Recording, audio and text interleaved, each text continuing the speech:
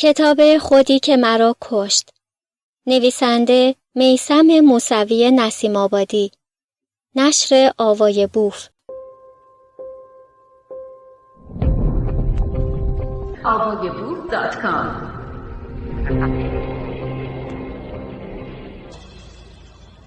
همجنس دوستان بیشرم. عشق مرد به مرد در طول تاریخ با اسامی مختلفی مانند شاهدبازی، بچه بازی، همجنسگرایی، لواط، نظربازی و جمال پرستی مطرح شده است و شخص مفعول را معشوق، امرد، شاهد، منظور، پسر، مخنث، نوخط، بیریش و ابنه‌ای و شخص فاعل را غلامباره، جمال پرست، صورت پرست، موزون و بچه باز خواندند. شمیسا. همجنسگرایی یکی از موضوعات تقریباً پیچیده است که کماکان در حاله‌ای از ابهام قرار دارد و با آنکه همواره سعی شده است تا چهره‌های مطرح جهان را از قرار گرفتن در چنین گروهی و یا شایسته شمردن چنین عملی تبرئه کنند، اما این گونه تکذیب‌ها هیچگاه سبب کتمان مطلق حقیقت نگشته است. مصطفی فرزانه در کتاب آشنایی با صادق هدایت از زبان این نویسنده ایرانی می نویسد: از شکسپیر گرفته تا خواجه حافظ شیرازی همه‌شان هوموسکسوالیته بودند. حیوانات همین کارند. طبیعت اینجوری است. گیرم در اینجا معنی همه چیز عوض می شود. فروید نیز با آنکه هر آنچه از چرخه تولید مثل خارج شود را انحراف جنسی خوانده است، اما عشق به همجنس را فساد نمی شمارد و می آورد در میان ملل متمدن و با فرهنگ قدیم، بلکه در کسانی که نیروی فکری و بینش معنویشان در سطح بلندی قرار داشته و مصدر اندیشه های بزرگ بودند، موضوع همجنس دوستی بسیار رواج داشته است. و هاشم رضی در حاشیه این کتاب می نویسد: هنرمندان بزرگ و فیلسوفان یونان و روم باستان و کسانی چون سقراط، افلاطون، سوفوکلس، شوپنهاور، اسکار وایلد، میکلانژ، داوینچی، شکسپیر و آندره ژید به صور گوناگونی همجنس دوست بودند. ویل و آریل دورانت هم در قسمت‌هایی از کتاب تفسیرهای زندگی به تمایلات و انحرافات جنسی برخی از نویسندگان اشاره کرده و اذعان داشتند که آندره ژید با آنکه با دخترعموی خود ازدواج کرد، با او همبستر نشد و به همجنسگرایی تن داد. او در سال 1924 در حالی که تقریباً 55 ساله بود، با انتشار کتاب کوریدون صراحتاً و به شکلی عریان به دفاع از همجنسگرایی پرداخت و کوریدون را برجسته ترین کتاب خود انگاشت. ژید در دفتر خاطرات محرمانه خود می نویسد: من به کسی می گویم بچه باز که عاشق پسرهای جوان باشد و به کسی می گویم همجنسگرا که به مردان بالغ گرایش دارد. بچه بازها که من هم یکی از آنان هستم بسیار نادرند، ولی همجنسگراها بسیار بیشتر از آنند که من در ابتدا فکر می کردم. و یا سامرست موام با آنکه ازدواج کرده بود و تا پایان عمر کوشید تا رجحانی را که برای مردهای جوان نسبت به زنها قائل بود پنهان کند، ولی همجنسگرایی او برای نزدیکانش آشکار بود. موام به برادرزاده‌اش گفته بود: مردم تایلند بسیار معقول هستند. آنها همجنسگرایی را کاملا عادی می دانند و آن را پذیرفتند. و من اعتقاد دارم که مردم سرانجام روزی خواهند فهمید کسانی هم وجود دارند که همجنسگرا به دنیا می آیند. مارسل پروست هم پسرانی جوان از طبقات پایین اجتماع را به اتاق خود می برد و نیاز جنسیش را برآورده می کرد. یادداشت‌ها و شاهکار او نیز به رنج و وحشت جوانی همجنسگرا دلالت دارد که تلاش می‌کند وضع خود و ماجراهایی را که از سر می‌گذراند بر پدر و مادر و دوستان معمولیش پنهان سازد. چنان که آقای درونت می نیز صراحتاً پروست را همجنسگرا معرفی می‌کند. فدریکو گارسیا لورکا، آرتور رمبو، آلن تورینگ، میشل فوکو و ویتگنشتاین را نیز همجنسگرا خواندند. گارسیا لورکا شاعر و نویسنده نامدار اسپانیایی با شعر مدیحه‌ای برای والت ویتمن که حاوی صریح‌ترین ارجاعات همجنس خواهی است جنجال برانگیخت. آرتور رمبو گرایشات همجنسگرایانه داشت و عاشق پیشخدمت و مونس همیشگیش یعنی پسر بچه‌ای اهل زیمبابوه بود. و لودویگ ویتگنشتاین نیز در 22 سپتامبر 1937 طی یادداشتی به روابط جنسی خود با فرانسیس اسکینر اشاره داشته و اذعان داشته است که با این دوست صمیمی خود چند بار خوابیده است.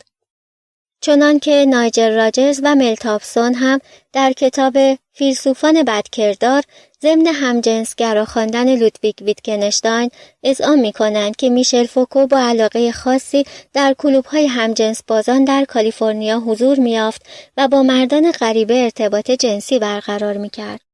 یکی دیگر از دوستداران و مدافعان لواط مارکی دو ساد است. نویسنده‌ای که در کتاب فلسفه در اتاق خواب اعتراف می‌کند که چیزی لذت بخشتر از باسن یک پسر وجود ندارد و او حاضر است که جانش را فدای آن کند. ساد تمایلات همجنسگرایان و حتی بچه بازها را طبیعی شمرده و معتقد است انسانها همانطور که در معلول بودن پا یا خوش‌اندام بودنشان دخل و تصرفی ندارند، در این گونه تمایلات خود نیز بی تقصیر هستند. لذا وقتی فردی تمایل خود را برای لذت بردن از شما نشان می‌دهد، مسلماً به شما توهین نکرده است و در واقع با این کارش شما را مدح و ستایش می‌کند. اما دنیا مملو از احمق‌های بیچاره است که گمان می‌کنند به آنها توهین شده است. چنانکه در ادامه می‌افزاید، بزرگترین مردان به لواط تمایل دارند. زمانی که قاره آمریکا کشف شد، معلوم شد که کل ساکنان این قاره چنین تمایلاتی دارند. آیا قانونگذاران یونانی اگر غیر از این فکر می‌کردند، این نوع رابطه را وارد قوانین جمهوری خود می‌کردند؟ امروزه تقریباً تمام حرمسراهای الجزیره فقط از پسران پر شده است. در تبس خوابیدن با مردان و پسرها و به خصوص بچه بازی اجباری شده بود. ما می‌دانیم که در روم مکان‌های عمومی وجود داشت که در آن پسران جوان لباس دخترانه می‌پوشیدند و آشکارا به تن‌فروشی می‌پرداختند. و سکستوس امپریکوس به ما اطمینان می‌دهد که این هوس در میان ایرانیان نیز واجب بوده است. پس آیا احمقانه نیست مردی را به خاطر اینکه فرو کردن آلت در باسن را ترجیح می‌دهد مستحق مرگ بدانیم؟ آیا خلاف عقل سلیم نیست که انسان را به یک لذت محدود کنیم؟ چرا باید کسی را که میتواند هم از دادن و هم از کردن لذت ببرد محکوم کنیم؟ نمیدانی فرو رفتن یک آلت بزرگ در باسن و تلمبه‌های وحشیانه چه لذتی دارد؟ نمیدانی حس کردن گرمای رگ‌های آلت چه کیفی دارد؟ نه، در این جهان پهناور هیچ لذتی نمیتواند با این لذت برابری کند. این لذت فیلسوفان است، لذت قهرمانان، لذتی است که باید در این جهان آن را بپرستیم. این فیلسوف نامدار فرانسوی در کتاب ژوستین هم در عباراتی عجیب و وحشتناک در ستایش از لواط و لذت مفعول واقع شدن می‌نویسد. اگر جذابیت‌های این کار را می‌دانستی، لذت این که فحشا و فساد را به اوج خود برسانی واقعاً غیر قابل وصف است. اینکه بتوانی با یک بنا، یک پیشخدمت، یک راهب و همه نوع آدم خوش بگذرانی واقعاً حس شگفت‌انگیزی است. واقعاً باید این حس الهی که وارد جسم می شود را تجربه کنی. خلوتگاه در دستانش و دهانمان به هم چسبیده. دوست داریم تمام وجودمان یکی شود. دوست دارم او مانند هرکول قوی باشد تا بتواند با تمام قدرت خودش را وارد من بکند و همه جایم را پر کند. من آن دانه گرانبها را می‌خواهم که او به مانند شعله‌ای به اعماق روده‌های من پرتاب می‌کند تا به خاطر گرما و نیرویش مایه روان خودمان را در دستان او قرار دهیم. چقدر خوب است که همزمان می‌توانیم هر دو لذت را داشته باشیم. همین ویژگی است که ما را نسبت به بقیه متفاوت می‌کند. ساد. و اما یکی از معروفترین مدافعان نظریه همجنسگرایی در غرب، افلاطون و رساله معروف او موسوم به ضیافت است. افلاطون در کتاب ضیافت یا همان مهمانی که داستان ضیافت یکی از دوستان سقراط و توصیف مهمانان او از عشق است می‌نویسد: کسی که بخواهد راه عشق را درست بپیماید، باید در دوران جوانی به زیبا چهره‌ای دل ببندد و اگر راهبرش راه را درست به او نشان داده باشد، فقط دل به یک زیباروی می‌بندد و این دلبستگی اندیشه خوب و زیبا برای وی پدید می‌آورد. و وقتی که چنین شد، او عاشق همه بدنهای زیبا خواهد شد و از شوق و شور شدید به یک بدن دست خواهد کشید. زیرا یک بدن در نظر وی کوچک و بی‌معناست. اما پس از این مرحله متوجه زیبایی روح خواهد شد و آن را به مراتب بالاتر از زیبایی بدن خواهد شمرد. افلاطون با آنکه در عبارات فوق عشق مجازی را پلی برای رسیدن به عشق معنوی می‌داند، اما باید دانست که نظر او نه تنها در جهت تقبیح اولیه عشق مجازی نیست، بلکه با صراحت به تایید عشق بازی آن هم از نوع همجنسگرایی آن پرداخته و می‌آورد. همه مردانی که نیمه‌ای از یک جنس مختلط مرد و زن هستند به زنان عشق می‌ورزند و اغلب مردان زناکار و همچنین زنان هوسبازی که به دنبال مردان می‌روند و زناکارند از همین قماشند. ولی زنانی که نیمه‌ای از جنس یک زن می‌باشند به مردان تمایلی ندارند، بلکه بیشتر به زنان میل می‌کنند. و اون گروه از مردانی که نیمه‌ای از یک مرد میباشند به دنبال مردان میروند، یعنی مادامی که جوان هستند مردان را دوست دارند و به این دل خوشند که در کنار مردان به سر برند و با آنها دمخور باشند و یا اینکه با آنها هماغوش گردند. و اون گروه از مردان عالی ترین جوانان میباشند و اینانند که چون بزرگ شوند فرمان روایان ما میشوند و این خود دلیل بر برتری آنهاست. این گروه وقتی به مردی میرسند به پسران عشق می‌ورزند و ازدواج و تولید مثل برای زنها از روی علاقه نیست، بلکه به این جهت است که قانون آنها را به این کار وادار می‌سازد و اگر آنها را به خود رها کنند به ازدواج تن در نمی‌دهند. البته بعضی از مردم این جوانان را به بیشرمی و هرزگی متهم می‌سازند و این به نظر من شرم‌آور نیست، بلکه از روی شجاعت و دلیری آنهاست. چه آنها می‌خواهند با کسانی دوستی کنند که مثل خودشان هستند.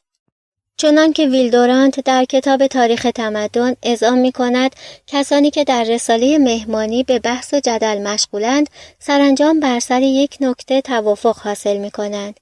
عشق میان دو مرد شریفتر و روحانی‌تر از عشق میان زن و مرد است و این گونه انحراف جنسی در میان زنان نیز شایع است. سیروس شمیسا در کتاب شاهدبازی در ادبیات فارسی معتقد است همانطور که ذکر معشوق مذکر و همجنسگرایی در نزد یونانیان امری رایج بوده است، چنین عشقی پیش اعراب باستان مرسوم نبود. هرچند قرآن برخلاف آثار کهن این رسم را به قوم لوط نسبت داده است و در ایران باستان نیز این عشق سابقه نداشت و نخستین بار توسط شاعری اهوازی به نام ابونواس که عشق پسران را بر دختران ترجیح میداد وارد شعر فارسی شده است. دکتر شمیسا در شاهدبازی در ادبیات فارسی که شاید بتوان آن را تنها کتاب نگاشته شده در ادبیات فارسی پیرامون عشق دو مرد به یکدیگر شمرد، ادبیات فارسی غنایی را به یک اعتبار ادبیات همجنسگرایی خوانده و بر آن باور است که شاهدبازی به استناد متون موجود حداقل 1000 و اندی سال در ایران سابقه دارد و حدود نصف اشعار بزرگانی چون سعدی و حافظ صراحتاً در باب معشوق مذکر است و بخش اعظم آن نصف باقی مانده هم در مورد معشوق مذکر است. منتها خاصیت زبان فارسی طوری است که به علت عدم وجود افعال و ضمایر مذکر و مؤنث ایجاد شبهه می کند. گر آن شیرین پسر خونم بریزد، دلا چون شیر مادر کن حلالش. حافظ. با آنکه برخی حافظ را شاهدبازی همجنسگرا خواندند، بعضی نیز در همجنسگرا بودن او تردید کرده و متذکر شدند که ذکر نام شیرین پسر در دیوان حافظ را نمیتوان نشانی حتمی در اثبات همجنسگرایی او دانست، چرا که از قرنها قبل از حافظ اقتضای سنت ادبی در شعر فارسی به گونه‌ای بوده است که شعر عاشقانه حاکی از عشق میان دو مرد باشد و ممکن است که حافظ بیشتر همین سنت شاعرانه را منعکس کرده باشد. زرین کوب. شاهدان نیست که مویی و میانی دارد، بنده طلعت آن باش که آنی دارد. در ره عشق نشد کس به یقین محرم راز، هر کسی بر حسب فهم گمانی دارد. حافظ. اما ظاهراً راه سعدی از همشهریش حافظ جداست، چرا که صراحت کلام او سبب شده است تا اندیشه های او بر ما آشکار گردد، به شکلی که علی دشتی برخی از آموزه های وی مانند حکایت شاهدبازی و افتخار او به این کار را عملی غیر اخلاقی شمرده و آن را مخالف اخلاق کریمه و حتی مباین راه و رسم انسانیت می داند. نام سعدی همه جا رفت به شاهدبازی، وین نعیب است که در ملت ما تحسینی است. سعدی.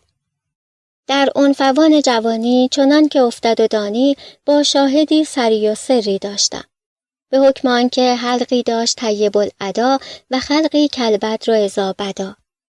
اتفاقاً به خلاف طبع از وی حرکتی بدیدم که نپسندیدم. دامن از او در کشیدم. سفر کرد و پریشانی او در من اثر. اما به شکر منت باری پس از مدتی باز آمد. آن حلق داوودی متغیر شده و جمال یوسفی به زیان آمده و بر سیب زنخدانش چون گردی نشسته و رونق بازار حسنش شکسته. متوقع که در کنارش گیرم. کناره گرفتم و گفتم: آن روز که خط شاهدت بود، صاحب نظر از نظر براندی. تازه بهارا ورقت زرد شد، دیگ منه کاتش ما سرد شد. پیش کسی رو که طلبکار توست، ناز بران کن که خریدار توست. گلستان باب 5. سعدی نیز در قسمت هجویات و هزلیات از کلیات اشعار خود که در دهه 80 از سوی انتشارات زوار به چاپ رسیده است، سکس با کودکان و پسران خردسال را خوشتر از جماع با زنان دانسته و معتقد است که این حرفه زیرکان و شیوه خردمندان جهان است. کان کونی اختیار زیرکان عالم است، مذهبی بس با نوا و حرفه‌ای بس موزم است. سعدی. خبیثات و مجالس الهزل.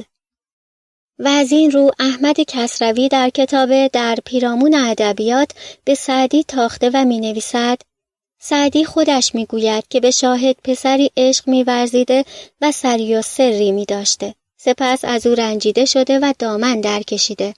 آن پسر سفر کرده که عاشقان دیگری پیدا کند. سعدی پشیمان و پریشان گردیده، پس از زمانی آن پسر بازگشته و چون موی به رویش دمیده بود، سعدی به او رو نداده و زبان به ریشخندها باز کرده. ای پسر دلربا وی قمر دلپذیر، از همه باشد گریز و از تو نباشد گزیر. این نمونه ای از عشق سعدی است. این شیوه او می بوده که به جای دختران دلربا و زنان خوشرو، نامردانه با پسران عشق ورزد و نازشان کشد تا به دامشان اندازد. پس چه بی شرم است کسی که بگوید عشق سعدی بازیچه هوا و هوس نیست. عشق پاک و عشق از مخلوق به خالق است. ای کاش یک مغولی سعدی را کشته بودی که آوازش بریده شدی و این همه سخنان ناپاک از خود به یادگار نگذاردی. کسروی. شاهدبازی به سبب سابقه طولانی که در ایران داشته است، در دوره صفویه و افشاریه و زندیه در اوج نوع پست و روابط جنسی بوده است. چنانکه در دوره صفویه امرتخانه‌هایی دایه شد که حکومت به صورت رسمی از آنها مالیات اخذ می‌کرد. در دوره پهلوی هم کم و بیش رایج بود، اما در ادبیات این دوره منعکس نشده است و اندک اندک به سبب رشد فرهنگی و حضور زن در جامعه از عادت و رسوم مردم رخت بربست، تا آنکه نوع فرنگی آن که ازدواج دو مرد با هم باشد در اواخر دوره پهلوی دوم به ایران آمد. شمیسا. از شاعران و نویسندگان ایرانی که در آثار خود از شاهدبازی یاد کردند، میتوان به ابن سینا، عبید زاکانی، ملا صدرا، سعدی، حافظ، سنایی، انوری، عنصری، فرخی سیستانی، وحشی بافقی، سوزنی، احمد غزالی، ایرج میرزا و محتشم کاشانی اشاره کرد. آب حیات است پدر سوخته، حب نبات است پدر سوخته، تا به توانیش بگیر و بکن، صوم و صلات است پدر سوخته. قافیه هرچند غلط می شود، باب لوات است پدر سوخته. ایرج میرزا. حقا که بزرگان ما این سخن از سر تجربه می‌فرمایند و حق با طرف ایشان است. چه به حقیقت معلوم شده است که کون درستی یمنی ندارد. مرد باید که دهد و ستاند، چه نظام کارها به داد و ستد است، تا او را بزرگ و کریم الطرفین، یعنی آنکه از جانب پدر و مادر اصیل باشد توان گفت. زاکانی. در کودکی کون از دوست و دشمن و خویش و بیگانه و دور و نزدیک دریغ مدارید تا در پیری به درجه شیخی و واعظی و جهان پهلوانی و معرفی برسید. زاکانی. ابوعلی سینا هم در فصلی با عنوان در بیان عشق ظرفا و صاحبان ذوق سلیم به صور حسنه از کتاب رسالت العشق ضمن آوردن حدیثی از پیامبر اسلام اطلبوا حوائجکم عند حسان الوجوه، عشق ورزیدن به صورتهای زیبا را در صورتی که توأم با شهوت نباشد بدون اشکال می‌داند. هرچند برخی از جمله ابن عربی، شهاب الدین سهروردی، شمس تبریزی و مولوی به مخالفت با شاهدبازی پرداخته و گویی مولانا هر گونه شاهدبازی را بهانه صوفیان برای انجام مکروهات می‌خواند. شمیسا.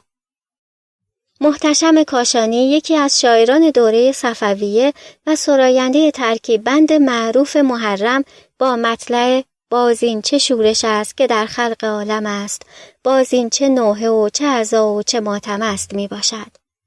شاعری که در غزلهای متعددی از عشق خود نسبت به پسران زیبا سخن گفته است. خواست غوغایی و زیبا پسری آمد و رفت.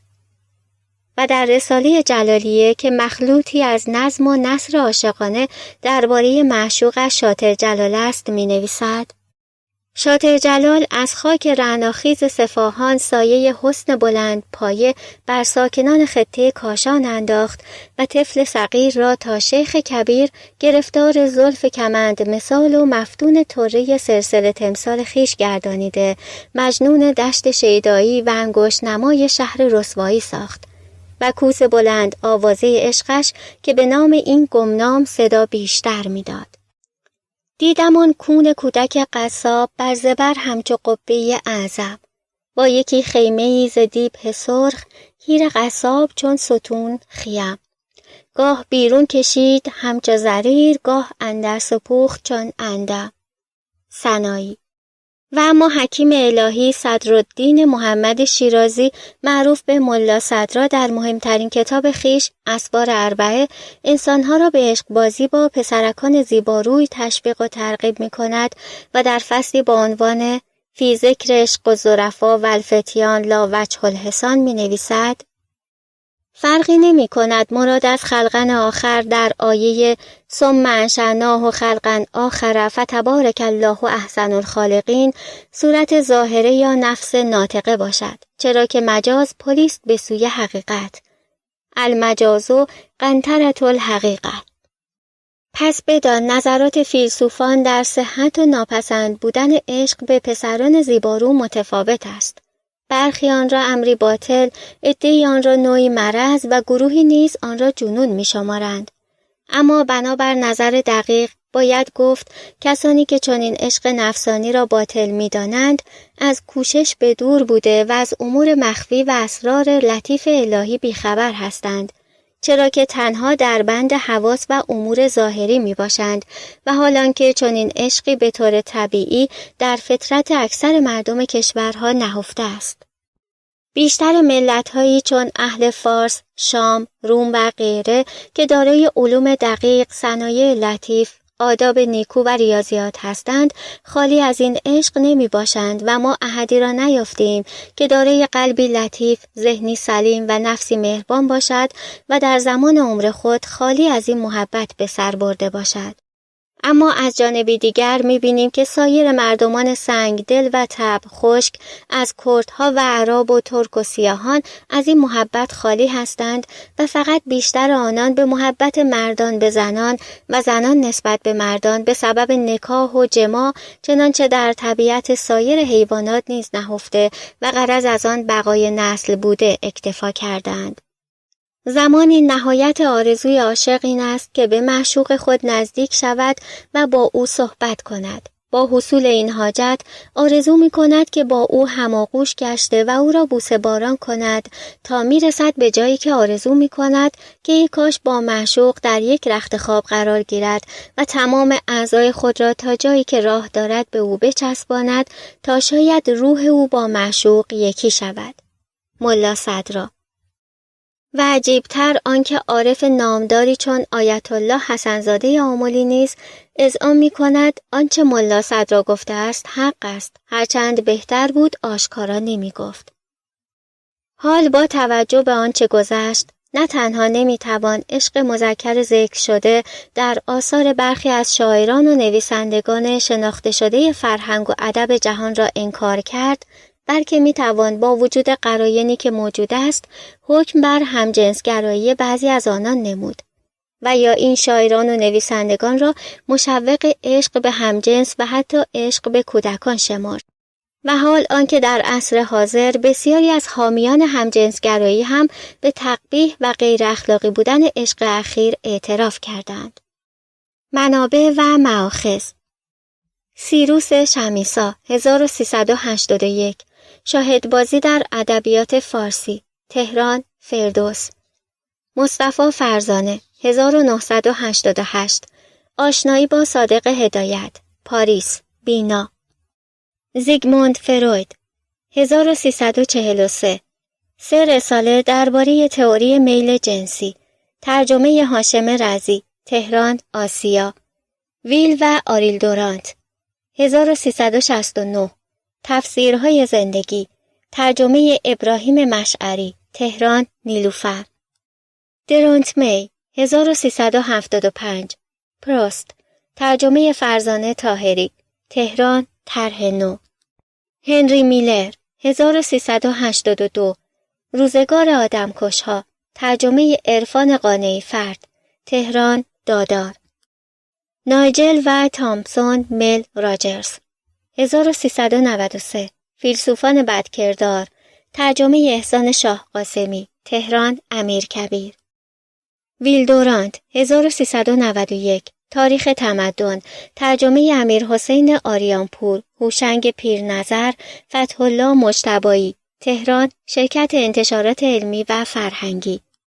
جیمز سی کلاگ 1394 وینگنشتاین در تبعید ترجمه احسان صناعی اردکانی تهران ققنوس. مارکی دوساد 1401 فلسفه در اتاق خواب ترجمه علی طباخیان بیجا بینا. مارکی دوساد 1400 ژوستین با مصائب فضیلت ترجمه علی طباخیان بیجا بینا. افلاطون 1387 ضیافت ترجمه محمد علی فروغی تهران جامی. شمس الدین حافظ 1381 دیوان حافظ به تصحیح محمد قدسی به کوشش حسن ذوالفقاری و ابوالفضل علی محمدی تهران چشمه. عبدالحسین زرینکوب 1374 از کوچه رندان تهران سخن. علی دشتی 1356 قلمرو سعدی تهران امیرکبیر. مصلح الدین سعدی 1385 کلیات سعدی به تصحیح محمد علی فروغی تهران هرمس. مصلح الدین سعدی 1385 کلیات سعدی به تصحیح محمد علی فروغی تهران زوار. احمد کسروی بیتا در پیرامون ادبیات بیجا بینا.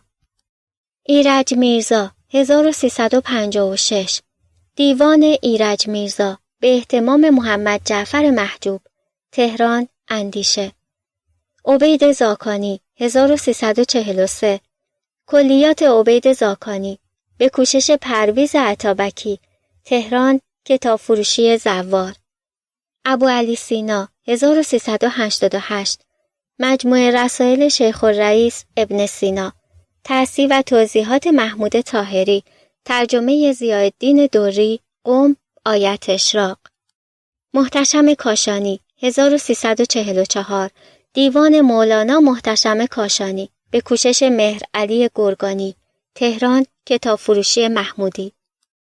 ابوالمجد مجدود ابن آدم سنایی 1388 دیوان حکیم سنایی غزنوی به اهتمام محمد تقی مدرس رضوی تهران سنایی محمد ملا صدرا 1383 ترجمه اسوار اربعه ترجمه محمد خواجوی تهران مولا حسن حسنزاده آملی 1378 ممدالهمم در شرح فصوص الحکم تهران وزارت فرهنگ و ارشاد اسلامی